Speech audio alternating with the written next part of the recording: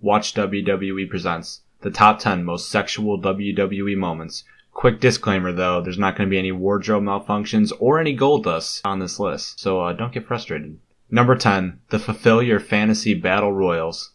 Trish Stratus was a damn good women's champion. However, Taboo Tuesday in both 2004 and 2005, Stratus retained her title in matches that were clickbait in pay-per-view form. The Fulfill Your Fantasy Battle Royal sounds like a really bad porno from the 90s. However, the actual premise of the match is just like a Battle Royal, but with divas. So you know the WWE has to put them in sexy and revealing outfits, because dignity. In 2004, the match had all the divas in schoolgirl clothes, which is scientifically hotter than normal clothes. In 2005, the match had all the divas in lingerie, which is scientifically hotter than non-lingerie. But hey, at least the 2005 edition's match tied in with the awesome Mickie James-Trish Stratus feud. That ended in a really great finish to the WrestleMania match.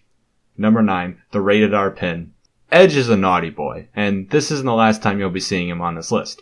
At ECW One Night Stand 2006, John Cena's favorite ECW event of all time, Edge teamed up with Lita and Mick Foley to take on Terry Funk, Tommy Dreamer, and his real-life wife, Bars, Beulah McGillicuddy, no relation to Michael McGillicuddy, and Edge's team got the win. In fact, Edge himself got the pin, Bars. Did he pin her normally? Did he hook the leg? Was it a small package? Well, it sure did include a certain package, as Edge's pin was very edgy, to say the least. Number 8, Kelly Kelly's spanking. Well, I can already hear the keyboards typing that title in the Google search bar, however, I'll explain it anyways. Kelly Kelly was in ECW, the bad one, and one night found herself in the ring with the soul of ECW, Tommy Dreamer. Dreamer acted nice, inviting her into the ring, offering a dance, and teasing a kiss. Kelly had a look of horror upon her face, the look one might get when a guy like Tommy Dreamer would try and kiss you, especially considering he was all bloody. Instead of kissing her though, he threw her forward, bent her over his knee, pulled up her miniskirt, that in reality was already short enough, and after a few seconds of crowd support, went ballistic with spanks. You can all close that tab now, and clear your search history. Number 7, Batista and Melina. Melina was known as a backstage heat magnet, causing controversy everywhere she went. I'm not 100% sure if this happened by the time she had that reputation. By the way they portrayed Melina here, it sure makes it seem like she was being punished. Batista and Rey Mysterio were going to have a match with Eminem, which Melina didn't want to happen. She asked Batista to withdraw from the match, but Batista wouldn't budge. So Melina decided to show him why he should pull out of the match. Why he should smash something else. Why he should tap that... You get my point.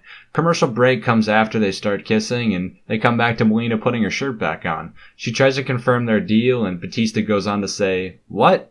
No deal. Thanks for the warm-up, though." That is all kinds of painful. Number 6, the Exposé. Alright, Kelly Kelly again, and this time she's stripping for us. No, seriously, that's it. That's the entire thing. She would go on stage and take her clothes off. Her boyfriend Mike Knox would come out to stop her. She did this for multiple weeks before being joined by fellow hot woman Candice Michelle. This all happened before her actual in-ring debut, so literally the only thing any of us knew about Kelly Kelly was that her parents wanted her to be bullied as a child, because, you know, Kelly Kelly, and that she liked stripping. Great character. Number 5, HLA. HLA stands for Hot Lesbian Action. WWE stands for World Wrestling Entertainment. Do you see an issue with the worlds colliding? Yes? Good. Let's move on. Number 4, Dawn Marie and Tori Wilson. The true greatest diva feud of all time. This had everything you could ask for from a wrestling company. You had 2 women with sexual tension? Check. One of the women marrying the father of the other woman? Check. You've got said father dying from too much sex? Check. And most of all, you've got a wrestling match to settle the father-killing feud. Check. Let's head to the bonus round. Did the feud contain a scene in which one woman tricked the other into a night of fun? Check. Did the feud see 2 people getting married in their underwear? Check. Did the feud's final match have a terrible stipulation name? Check. This truly is the greatest possible Divas feud in all of WWE. By the way, that terrible stipulation name? Stepmother versus stepdaughter. By the way, part 2. This feud lasted 4 months.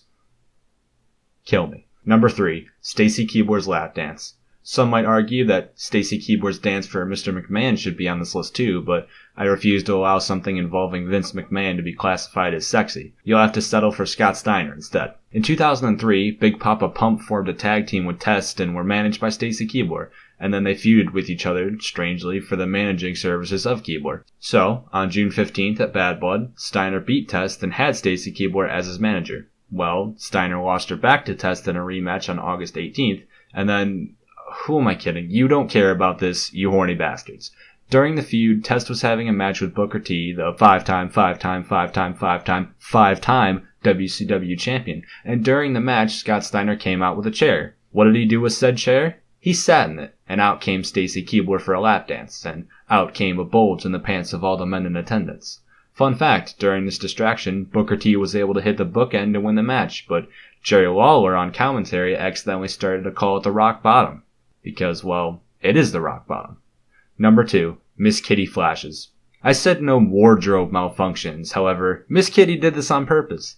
Might not have been planned, but it was no accident by the lady who would turn into the cat. At Armageddon in 1999, Miss Kitty would claim the first instance of intentional nudity on WWF television, which has almost as much honor as being the first person to comment on this video. The actual match was a Four Corners evening gown pool match, blah, for the WWF Women's Championship. Ivory defended the title against Miss Kitty, Jacqueline, and BB, while the fabulous Moolah and Mae Young served as the special guest referees. Miss Kitty won, and in celebration decided to flash the crowd. Many manhoods started that blessed Sunday. And number 1, the live sex celebration. Because, don't forget, WWE stands for World Wrestling Entertainment. Wrestling. So Edge had just beat John Cena for the WWE Championship belt, the spinny one, and decided the best way to celebrate would be to place a bed in a wrestling ring and make an audience feel extremely awkward for a few minutes. Because, well, they had sex. And Lita's boob also fell out as a little added bonus. I get that he's the rated R superstar. Sorry, I'm no Tony Chimel. However, this is seriously the best way for him to celebrate and be rated R? Well, according to Vince McMahon, yes it is. Ric Flair then came out to interrupt the celebration, presumably to join in. This has been D Wicket from Watch WWE. If you looked up any of these things on Google, don't lie to me, then like the video and subscribe for more awesome wrestling content. I hope you all enjoyed. Thanks for watching.